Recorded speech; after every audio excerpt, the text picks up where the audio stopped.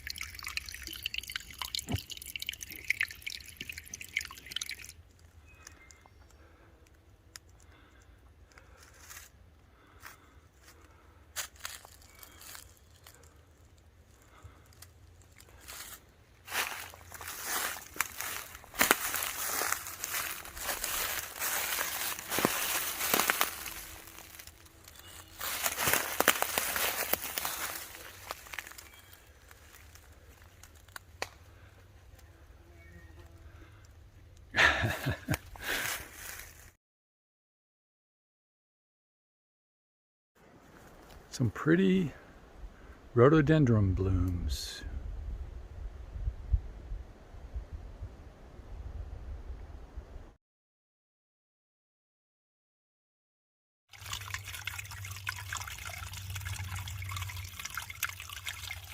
You gonna make compilations?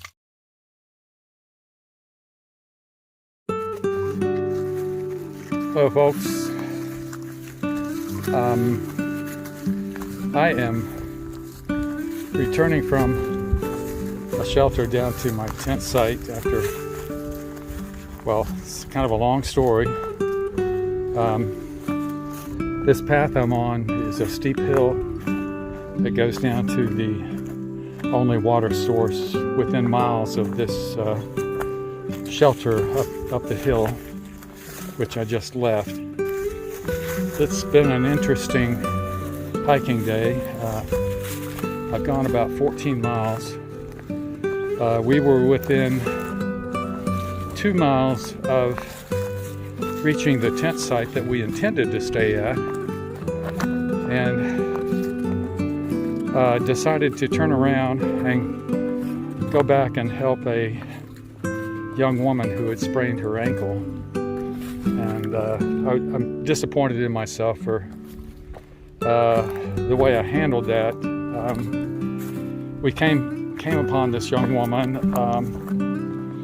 and she was hobbling and in obvious distress, and trying to get back at least to this shelter to meet up with her boyfriend, who is racing up from where he lives in Nashville, I believe.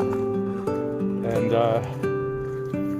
so I had an ace bandage that we wrapped it with, and we helped her get her shoe back on. And what I feel bad about is her taking off with her backpack on to try to get back to the shelter. And this is pretty difficult terrain. It's got some steep hills, and we got to thinking, Ken and I, that, you know, what if it was our daughter? What would we want people to do?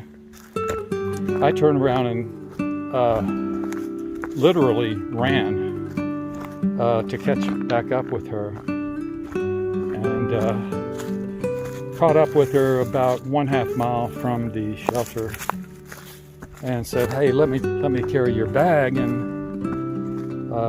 she wouldn't let me do that. She said she could handle it. So I just walked with her back to the shelter. I'm kind of disappointed in my fellow hikers, Ken excluded. She was with a group of young people, and not a single one of them offered any material help. I mean, they empathized with her and said, "Oh, that's so bad. That's, you know, I once sprained my ankle, and it took a week for it to heal." But nobody offered to take her pack back to the shelter or walk with her. And so, yeah, I'm just disappointed. I mean, if I were with that group, I would find a different group, because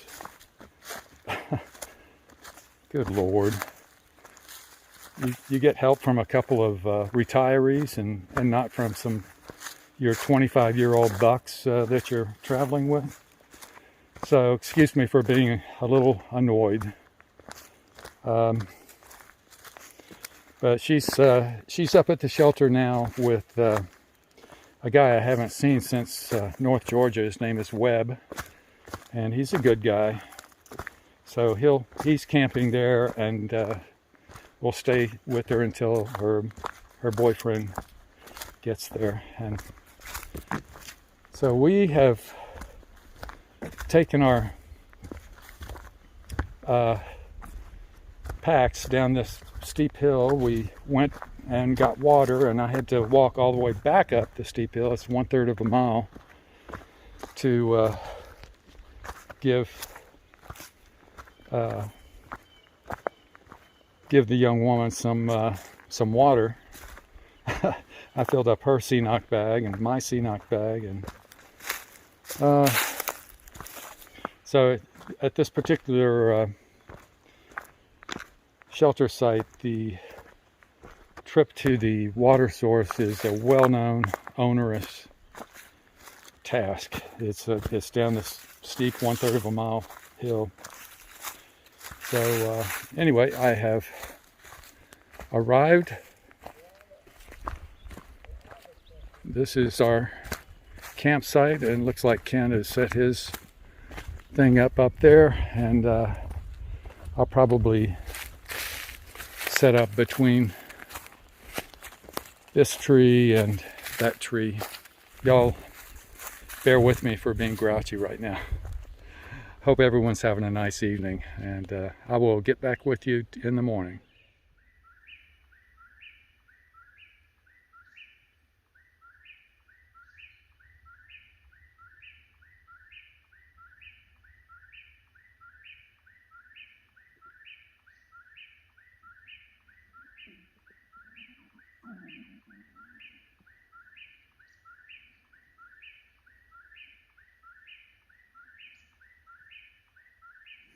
That's an amazing bird.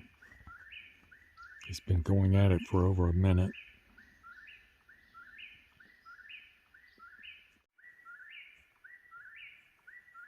How long will he go? Hey folks, it is 7:07 in the morning here, down in the woods below Vander Winter Shelter, which is close to Lake Watauga. I don't know if I pronounced that right, Watauga. It was a beautiful night. The whippoorwills became active in the middle of the night, and it just sounded throughout the forest. You can hear the birds now. I'll show you our campsite. There's my hammock, and there's Ken's hammock. The sun came up in the east back there. It's rising now. We have this kind of cool fire ring, and it's just dense forest all around us. The spring is way down the hill from here, and we are way down the hill from the shelter, which is up that way, about a third of a mile. So it's been a very interesting day since yesterday. God, we both just slept like logs. I was so tired.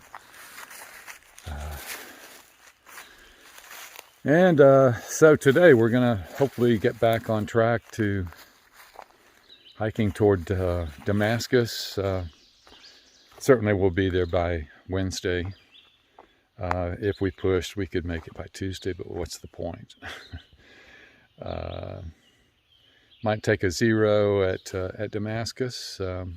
It's where everybody takes a zero hiking day. So that's the plan for today. We'll see if the young woman has left the shelter up there, the woman with the sprained ankle.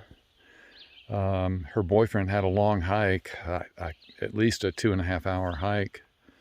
Well, if he ran, he could make it in shorter, but yeah, it's like 4.5 miles from the nearest parking place, and how he was going to get her out, I have no idea. So I'm wondering if her ankle swelled up and to the point where she might need more assistance than one person. So we shall see, and I'll get back to you when I find out. And Ken and I climbed back out to Vander Winter Shelter, where we found Webb had not left yet. We asked him about the young woman with the sprained ankle, and he said, well, after I gave her the water, she filtered it, and she did not wait for her boyfriend to get there. She went ahead and hiked on down toward the road crossing, which was 4 miles away. So we don't know how she made out. We can only assume that she made it down and she joined up with her boyfriend, and everything is fine. Webb dubbed me Mark, aka Deadhorse, Saint Deadhorse. He said I really went above and beyond the call of duty to help the young woman. I disagree with that. I think it's just what anybody should do in that situation.